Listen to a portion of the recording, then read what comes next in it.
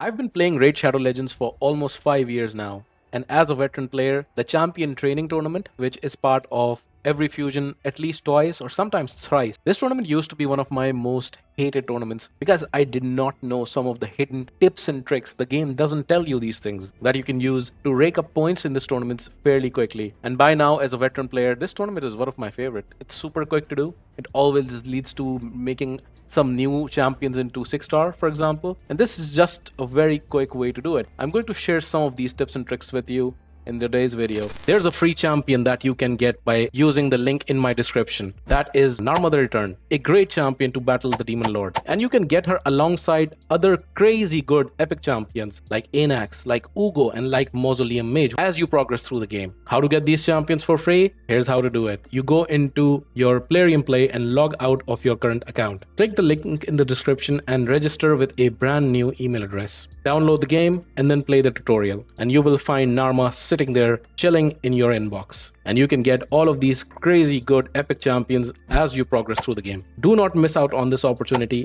Click the link in the description and get these cool champions. And we are going to jump into the tavern. Yes, the tavern is the place where you rank up most of these points. So you just saw that I'm just starting out this tournament. I'm at around 1,000 points or something. So I'm not starting at 0 because I did some training. I'm starting out at, drum roll, 1,655. So in order to get all the fragments for the fusion, I need to get to 6,350. So that's quite a way to go. So let's see. So one of the things that you need to do, that's one of the very important tips, is during the downtime that you have between fusions, you're always doing the daily campaign battles, right? The 3 times fighting the boss or 7 times any campaign battle. Keep ranking your food champions, right? Always have one farmer and have food champions ready. So when the fusion rolls around, by the time this tournament rolls around, you have something that looks like this. A lot of champions that need to go up to 3-star, from 30 to up to 4-star, from 40 up to 5-star basically. This is very, very important. And by now, Raid gives you a lot of these chickens. And I personally, because I'm in an end game, I don't need to build champions very often, which is why I collect a lot of these chickens. As you can see, I have a lot of 3-star, 4-star chickens, even 5-star chickens, right? And that's mostly because I skipped the last fusion. Also, by the way, another tip, if the fusion is something you don't need, if it's a bit underwhelming, feel free to skip. Make sense of your time. It's your time. Take use of it. Don't fall into FOMO every single time. I did that and I saved a lot of resources. And so that's one of the things. You collect a lot of these 30s by doing your campaign. So what I like to do in between fusions is I'm always running either stage 6, which gives you the most XP, or stage 7, because then I don't have to worry if it's the boss 3 times a daily quest or the other one. So what I'll do is I'll go into normal because that uses the least energy and it does the daily quest as well as it does the monthly quest that you have to do 500 campaign missions, right? Thank you very much to Raid Shadow Legends for finally having super raids here. I wish this would be 3x and not just 2x. It is what it is. It's better than 1x, right? So on normal, Kaimar is my farmer. He farms things really fast. I'll take up any rank 3s or rank 4s, whatever I have. I should have clicked super raid there. Kaimar for me farms this really fast. This is normal, so it will go generally quite fast. And very quickly, I will be ranking these food champions. A lot of people tend to do brutal 12-3. Perfectly fine. I think it's the most efficient in terms of energy or something. I personally like to do stage 6 because this gives the most XP. So brutal is completely fine, whatever your farming champion is. The most efficient use of your energy to XP is actually Nightmare. So if you can farm Nightmare, and for me, I farm Nightmare, I can do it with either Marius, I can do it with Thor. I think Thor does it the fast. If I am not wrong, let me see. Yeah, he has 2 AoEs and the third one from his passive. Yeah, there he goes. Boom, boom, and the third boom come in. And there it is. There you go. So for me, this is really fast, right? So when I'm really wanting to rank champions up to the next level and I have spare energy, I'll run Nightmare. Otherwise, I will just run normal, which uses the least amount of energy. This is what I do in between fusions, right? Or any downtime when I have spare energy, or I'm doing this generally doing my daily quest, right?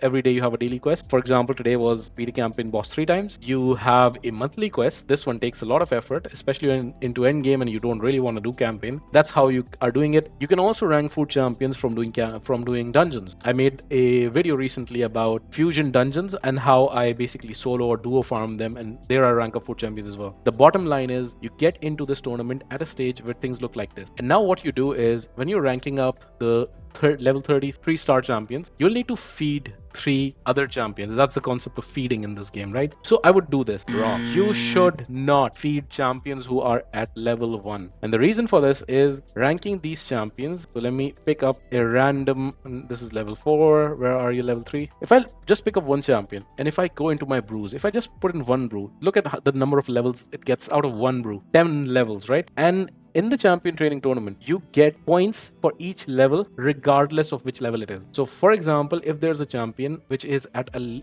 higher level already, so let's say it's this champion, right? Now ranking this champion from level 30 to level 31, one brew just takes him up one level at this point. And as you go further up, it becomes increasingly difficult. And you saw that when the champion is actually on level 1, for example, this is a 4-star on level 1, one brew takes him up to 9 levels. That's why it's always worth it to put some brews in. And now what do I do? So what I do is, at this point in my raid career, I guess, or as an end-game player rather, do not do anything with level with commons and uncommons. So rank 1 and rank 2 champions, those I would just, like, these champions I don't care about. But I used to, when I was in the mid game and when I was in the early game, I would even put one brew in my 2 stars. I never did much with the 1-star champion, so I would just do this, get rid of them. For my 3 stars, so the first thing I would do is, and again, if you're on PC, this is great, this is very easy. You click this up, you click here the 3-star sign, and now hide this for a second and look at your brew count. My brew count varies.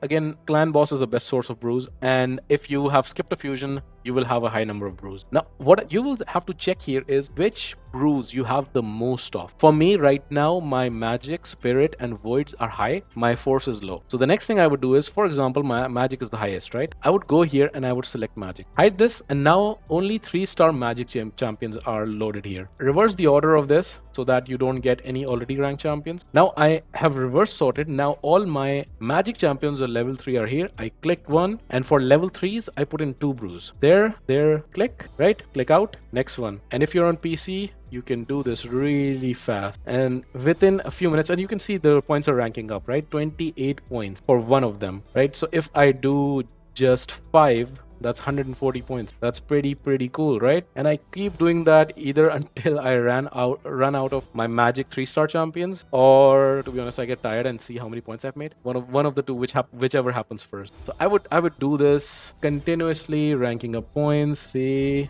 clicks, not this. I'll do 2 more. And so while you're doing this, another thing you will notice is, maybe again, you probably don't have as many brews as me if you have been spending your brews, for example. At some point you will notice that your brews are running low on the magic, for example. So all you have to do is just go here, click out this, and for example, now you have a lot of spirit brews left. Just click spirit and then start doing this to your spirit 3-star champions. Basically the same thing. And I always try to put in the same brew as the affinity of the champion. So the green champion should get green brews, blue should get blue brews, and so on and so forth. So that's kind of the strategy. Once I've done this, once I've done enough, or all of them, for example, now what I'll do is I'll do the same thing, but now with 4-star champion. Go to 4-star, again select the affinity based on which ones you have the most of. Let's say I have the most, for example, void. So my void 4 stars are now here. For void champions, I personally try to do 3 brews each. 3 brews into each one. There you go. It goes to level 18. You get 50 points for doing just one of them. Super simple. We keep going. Generally 4-star champions are fewer, and we are gaining a lot of points this way. 3 brews. Now once you've done this, now cancel all of this. Now go to upgrade rank. And again,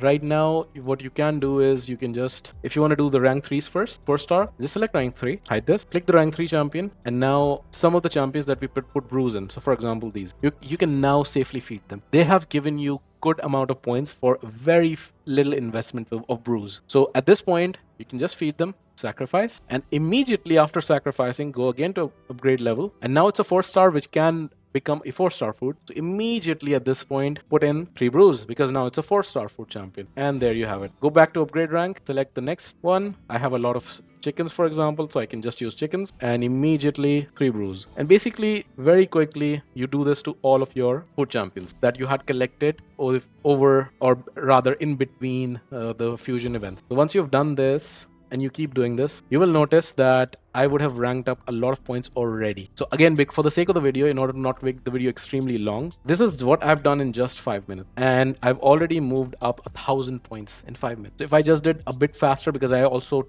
took time explaining and such. If I were to go really fast, I would be ranking these up extremely fast. I have in the past for fusions, I've been able to rank up to around 6,000 points within 10 minutes or so as well. So it's extremely easy, it's extremely doable. And of course, if you have certain champions like this one, I pulled Queen of Hearts yesterday on a Void chart pull session, which was crazy good. I pulled two amazing void legendaries. All my luck for the year has run out apparently, but I pulled Queen of Hearts and I pulled Sifi, one of my most wanted void champions, void legendaries. But Queen of Hearts, I was not able to collect her when it was she was available for as part of the event, so I'm very happy I have her. In these rare occasions when I have this champion like this, if you have a champion like this that you've been looking to build out, then you can also just use your brews to rank her up. Given that you have silver, I can also justify, actually I'll do it for the next run. So I can just do this, gives you a lot of points. And one other thing, so I'll put in my chickens because I've collected them for a while. Go into your ascension, and ascending champions also gives you a lot of points. I'm missing out on some of these white pots. That's the only pot I feel like I run out of. Generally try to avoid this. It's nice, but it's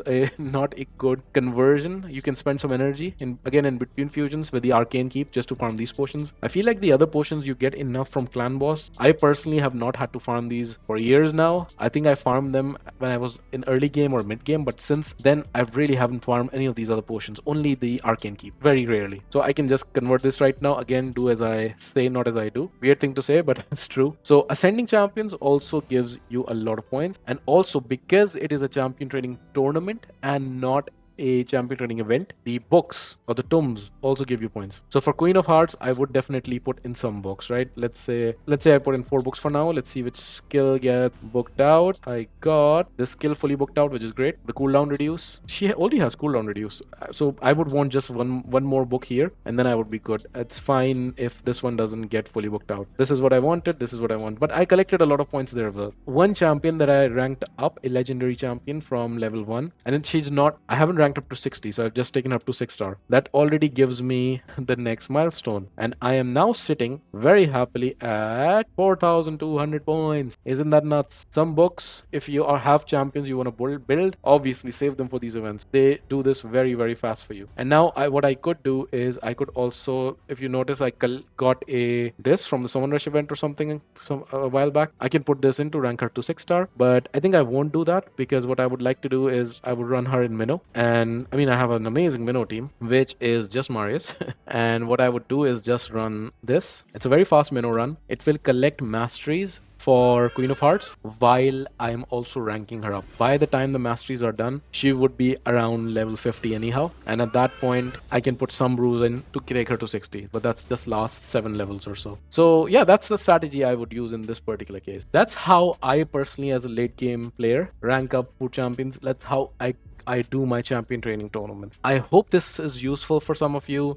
Let me know how you rank up your champions, if your strategy differs from mine, in the comments below. And if you like the video, please leave a like and subscribe to the channel. Thank you very much for watching, and see you next time.